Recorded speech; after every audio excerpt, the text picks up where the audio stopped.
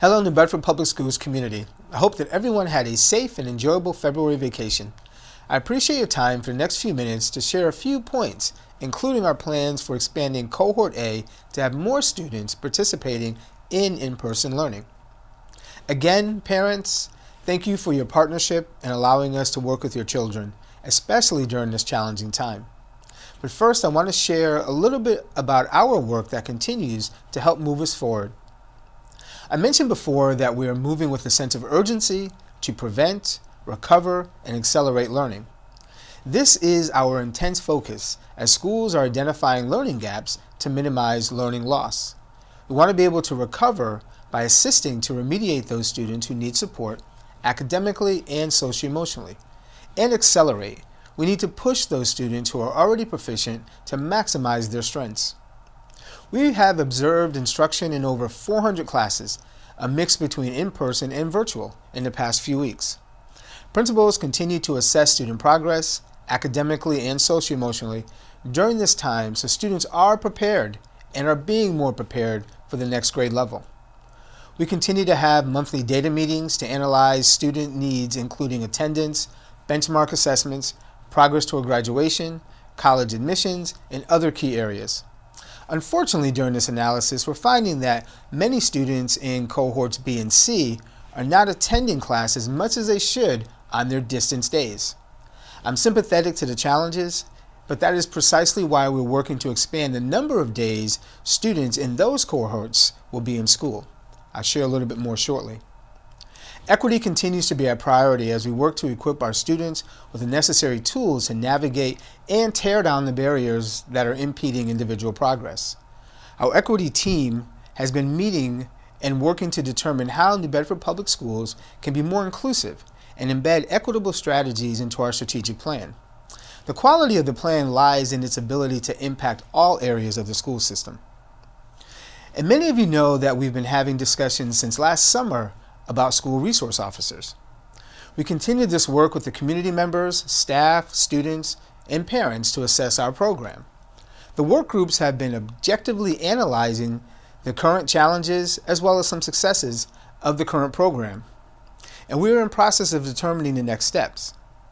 We're scrutinizing all aspects of the program's current structure to determine its overall impact on students while in school. There are varying perspectives on what the next steps should be, as some organizations believe that the program should be eliminated, while others believe that we should spend more time. My focus is to ensure that our students are in a safe environment in which they feel supported and will thrive. Just another reminder that several sports teams will be starting the Fall 2 season, which begins on February 22nd. Over these last months, our priority has remained the same: balance the health and safety needs of all students and staff while working to ensure that our academic program remains strong and gets better. We know that the positive COVID cases in many places, including the city of New Bedford, are declining, and the percent positivity decreased for the third week in a row, now to about 7%, along with the fact that there has not been a spread in our schools during this entire time. We're looking to have more students in school more often. Our plan to expand Cohort A students will allow for students who are already in school 2 days per week, those in cohorts B and C, to participate in 5 days of in-person instruction. This could begin as early as March 1st. It will be very similar to the Cohort A students who've been in school for 5 days a week since the beginning of the year. All current requirements, including CDC guidance, will remain in place. This expansion would first prioritize elementary students with the highest needs and in the earliest grades. There will be no changes to Cohort D, the fully distanced cohort, at this time.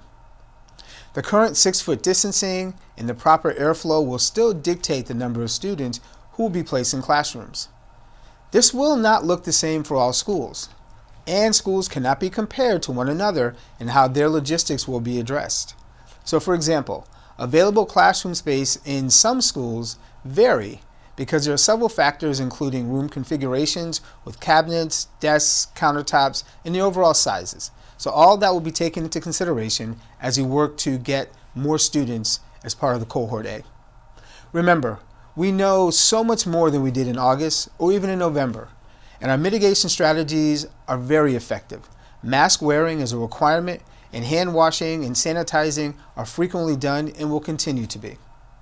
Our more than 800 air exchange units, air scrubbers in our classrooms have helped us to have about 9,000 students participating in in-person learning this year. So in closing, please remember that I will maintain focus on supporting our students' mental health while working to prevent learning loss, recover any regressions, and accelerate learning. I get it that we are all tired of COVID and being in this situation, but the benefits of wearing the mask and being temporarily separated from others for a little while longer will help us all in the coming weeks and months. So again, thank you for doing your part. Please continue checking our website, bedfordschools.org, our Facebook page, and stay updated by also being able to call our family support line at 508-997-4515 for help on any topic. So again, remember, we are all in this together. Please think of others, mask up, and stay safe. Thank you.